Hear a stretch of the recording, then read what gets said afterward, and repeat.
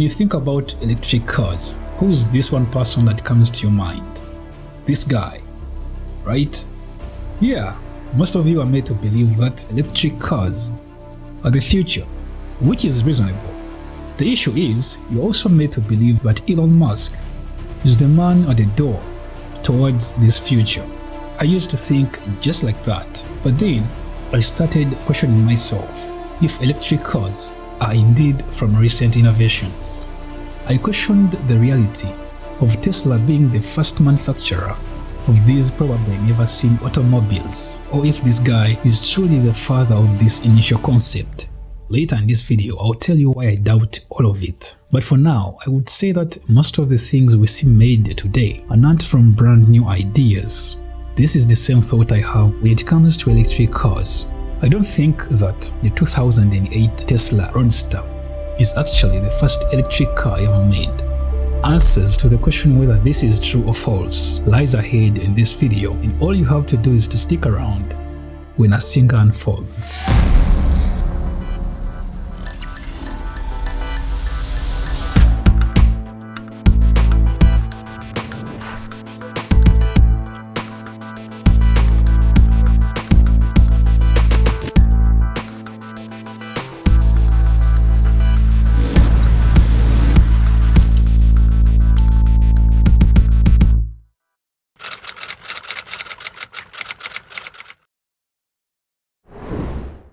To understand this story to its entirety, we'll have to go back in time. The question is, how far back? I would say going back to the time before Tesla was founded in 2003, but then keep going back to the early 1800s. Wait, am I saying that the first electric car ever made was in the 1800s but not 2003? Yes, but when exactly? A lot of studies credit one of the best 19th century inventors from Scotland, known as Robert Anderson. Some scholars claim that in 1832, Mr. Anderson developed the first crude electric vehicle. It obviously didn't look like our state-of-the-art electric vehicles. It was a carriage powered by primary power cells. Such cells are designed for single use, meaning they're not rechargeable after drainage, and therefore are discarded once used. It is very hard to pinpoint the actual invention of electric cars to just one individual or one country, because it was a series of breakthroughs from different regions and of course different minds. Mostly when you thoroughly look at this journey from the battery to the electric motor. But still, we can confidently say that it was during the 1800s that collective ideas led to the first electric vehicle on the road. Now, as much as we know when electric cars were initially invented, we still doubt the very first person to ever hold this idea. But again, whoever that was, Robert Anderson may remain as the main man behind this creativity. Despite his breakthrough, it wasn't until the 1870s or later that electric cars became practical. One of the people behind this practicality was a British inventor called Thomas Parker. Thomas Parker was first exposed to craftwork by his father, Thomas Wheatley, who was a molder. While he gained knowledge working with his father, Thomas Parker also attended a historically Protestant Christian school in his locale, where some say he accumulated further knowledge in electric telegraphs and weight batteries. Thomas Parker's first major invention was in 1876, when he and one mechanist received a patent for an improved steam pump, a device capable of moving fluids by mechanical action, typically converted from electric energy into hydraulic energy. Thomas Parker would later replace battery cells which powered processes in the electroplating department with dynamos, which were designed and built by himself. The electric generator creates direct current using a commutator and capable of delivering power for industry and simple things such as powering bicycle torches. In the following years, dynamos became the foundation upon which many other electric power conversion devices based, including the electric motor. After moving with his family to Wolverhampton, he set up a business with Paul Bedford Elwell named the Elwell Parker Company. a company which in many things supplied lighting in industrial works, and later supplied equipment for a tramway in Blackpool during 1885. And that was the first electric tramway in England. It was after that he started working on several prototype electric vehicles, and in 1884 he officially made it. Despite that, Thomas Parker was not the very first person to create a vehicle that would run on electricity. Several others had attempted it throughout the 1800s. However, what Thomas Parker managed to do was something that no one else had done before him, and others would attempt to do for decades after him. In the United States, the first successful electric car made its debut around 1890. It was made by a Scottish chemist named William Morrison. Morrison wanted to use his chemistry background to help improve rechargeable batteries, secondary cells which can be charged and then discharged into a load and charged again many times as opposed to primary cells. He successfully developed storage batteries that are more powerful than what had then been available.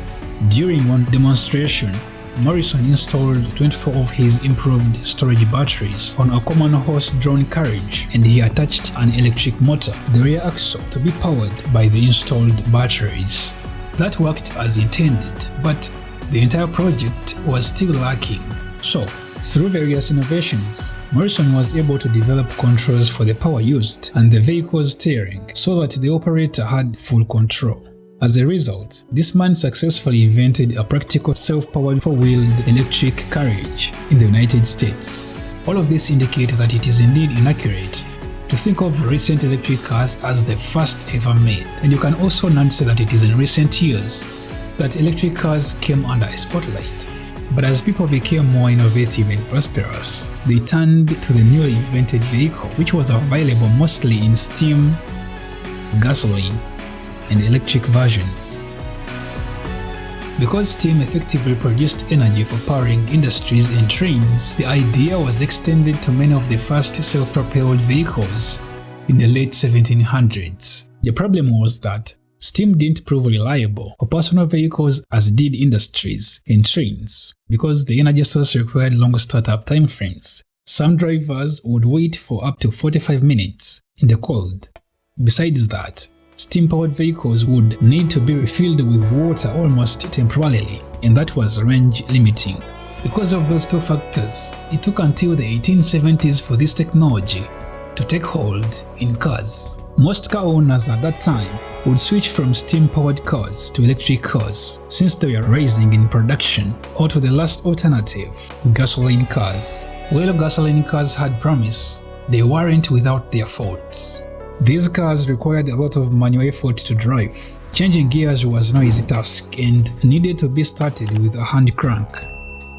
These seem like simple issues actually made it so difficult for many people to operate gasoline cars. Just take a second to think about how noisy gasoline cars were then, and their unpleasant exhaust. Electric vehicles, on the other hand, didn't have any of the issues associated with steam or gasoline counterparts. These cars didn't emit any smelly pollutants like other cars of that time.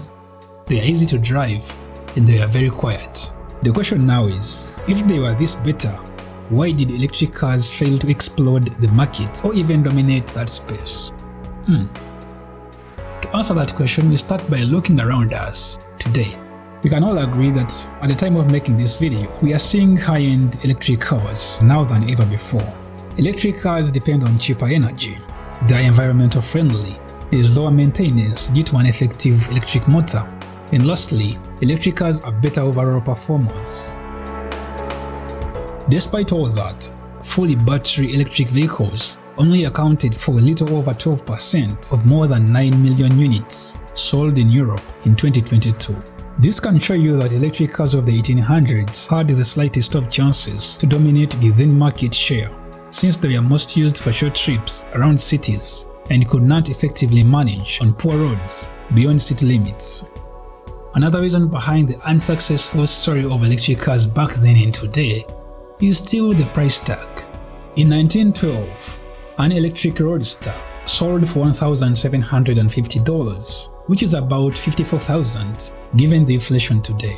Yet, Henry Ford's mass-produced Model T, a capable gasoline-powered car, was at only $650, which is around $20,000 today. For centuries, electric cars have failed to win over gas cars. Despite all that they offer, the backbone of this blockade is oil and gas companies that are fighting against the electric vehicle industry. In order to protect their profits, oil giants won't let the booming electric car movement oust them from the business.